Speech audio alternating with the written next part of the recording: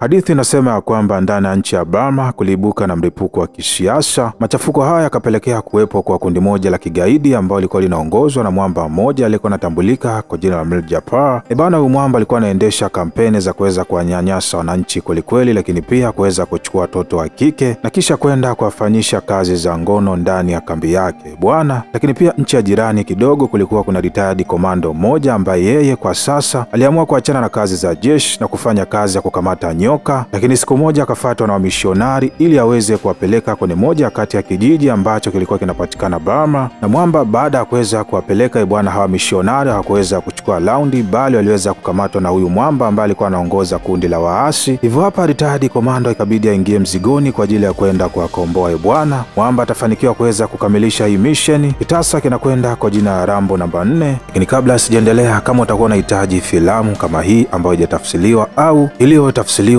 ikiwemo pia series kalikali bwana, wasiliana nasi kwa kutumia namba ya WhatsApp unaiona hapo juu, lakini pia unaweza ukabonyeza linki kwenye description box, pia ndani ya comment section bwana, ukaja tukaweza kuelewana vizuri ndani ya WhatsApp. Gharama yake ni ndogo sana, lakini pia ni bei nafuu. Na nipende pia kuwajuza wale ambao walikuwa wanahitaji tuweze kurecap series ambayo ilikuwa inatambulika kwa jina la Merlin bwana, kutokana na issue ya copyright kuweza kurecap hii series na kuwa ngumu. Lakini pia kama utakuwa unahitaji sana hii series, basi unaweza ukawasiliana nasi kwa namba hiyo ya WhatsApp, nasi tunaweza tukafanya transaction kwa ubora zaidi bwana. Maneno machache, burudani zaidi, tuendelee na filamu. Na filamu leo bwana inaanzia Thailand. Hapa tunakutana na mwamba mmoja ambaye alikuwa anajulikana kwa jina John Rambo bwana. Huyu mwamba miaka 20 iliyoweza kupita aliwasumbua sana watu wa Afghanistan, lakini pia Vietnam. Yaani kwa kifupi mwamba alikuwa ni mashine ya vita kwelikweli, lakini kwa sasa alikuwa ameachana na jeshi na alikuwa anafanya kazi kwa karibu kabisa na kijana mmoja ya kuweza kukamata nyoka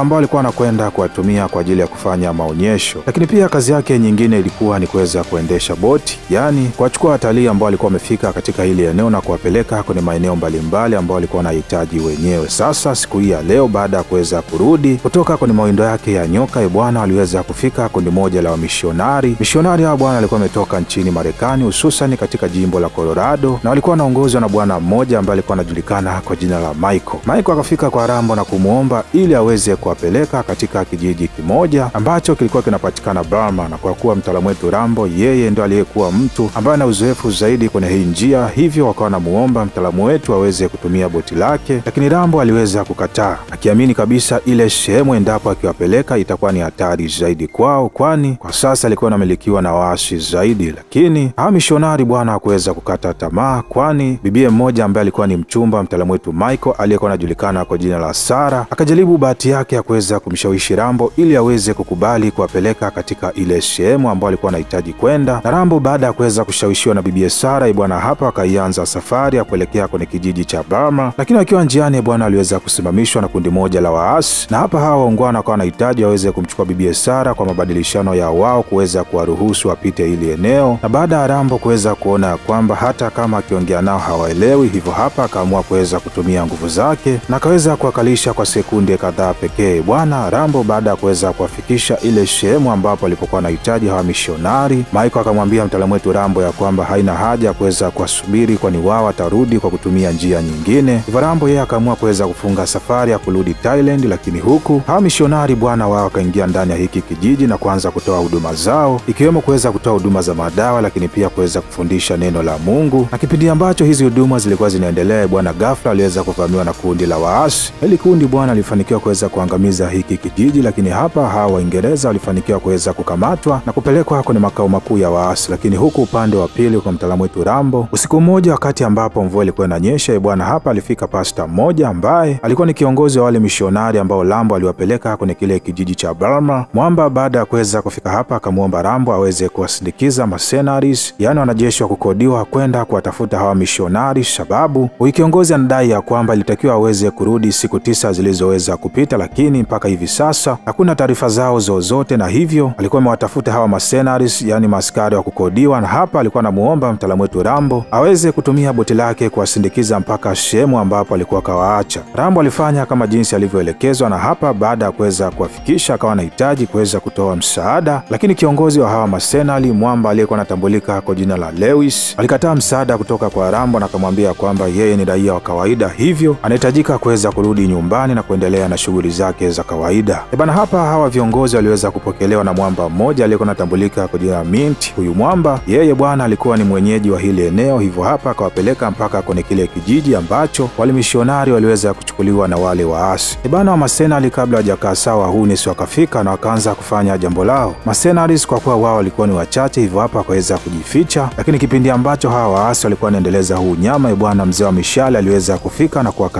Na Lewis kipindi ambacho alikuwa anajaribu kuweza kuleta noma, bwana Rambo aliweza kumnyoshia mshale na kumwambia kwamba aweze kuchagua kurudi nyumbani au kuendelea na mapambano. Bwana Lewis aliamua kuweza kuchagua kuendelea na mapambano, ambapo hapa Rambo pamoja na hawa masenaris safari yao ikawapeleka mpaka kwenye kambi ya waasi. Waungwana baada ya kuweza kufika kwenye kambi ya mtaalamu wetu Tinti wakati huu wa usiku, kipindi ambacho mvua ilikuwa inanyesha, bwana huu ulikuwa ni muda sahihi kabisa mtaalamu wetu Rambo pamoja na hawa masenaris kuweza kutumia ujuzi wao vyema kuweza kuwakomboa hawa missionaries, na hakika waliweza kukamilisha misheni yao kabla ya kuweza kupambazuka. Na asubuhi na mapema Tinti anakuja kuamka na kugundua ya kwamba wale mateka wake walishakombolewa kitambo. Bwana hapa aliweza kuchachawa, hivyo hapa akachukua mbwa pamoja na maskari wake na kuingia msituni kuweza kuwatafuta hawa waungwana kabla hajafanikiwa kuweza kutoroka ndani ya huu msitu. Bwana hapa akamata mchinje ikaanza ndani ya huu msitu, lakini kwa upande wa mtaalamu wetu Lewis yeye alikuwa akakimbia pamoja na vijana wake baadhi, na kwa bahati mbaya aliweza kuumia mguu. Lakini kwa upande wa Rambo yeye alifanikiwa kuweza kukimbia na bibi Sara, bila kumsahau Schoolboy Sniper ambaye alikuwa anatoka kwenye kundi la mtaalamu wetu Lewis. Rambo pamoja na hawa waungwana watatu baada ya kuweza kukimbia kwa umbali mrefu kidogo, hapa Rambo akaamua kuweza kuchana shati la huyo bibi Sara na kulifunga kwenye mguu wake na kuanza kuzitimua mbio kwa upande mwingine, na hii ili aweze kuwapoteza wale watu ambao walikuwa wanawatafuta kwa kutumia mbwa. Na baada ya kuweza kukimbia kwa umbali mrefu, bwana mbio zake zilimpeleka mpaka sehemu ambapo kulikuwa kuna bomu